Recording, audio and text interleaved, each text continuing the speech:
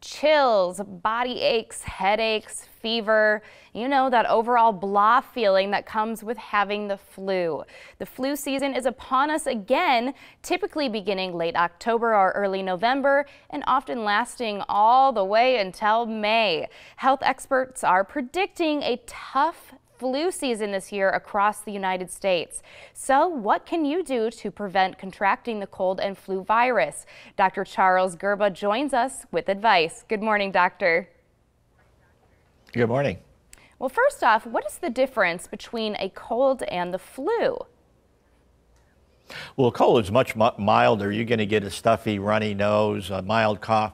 Flu is much more serious. You're going to run a high fever usually.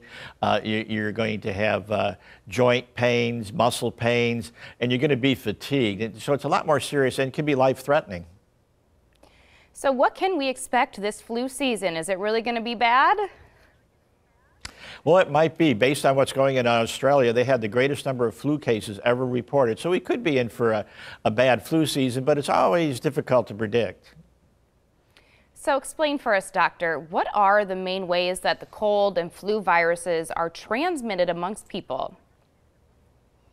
Well, the flu virus can be transmitted by inhaling it, of course, but your hands play a major role in picking up cold and flu viruses by touching surfaces other people have put the virus there, or when a sneeze settles out, it may touch a surface. And then when you touch that surface, you get the cold and flu viruses on your fingers, and then you bring your fingers to your eyes, nose, or mouth, and that very effectively transmits cold and flu viruses. And you're going to be doing that about every 3 or 4 minutes during the day without realizing it.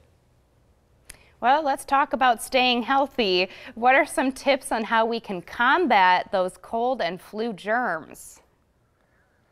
Well, good hand hygiene is really key. Wash your hands on a regular basis and then use hand sanitizers like Germ-Free 24. We found in our studies you only have to use these hand sanitizers like once or 3 times a day to have a very effective way of reducing your probability of getting a cold virus on your hands and bringing it to your face.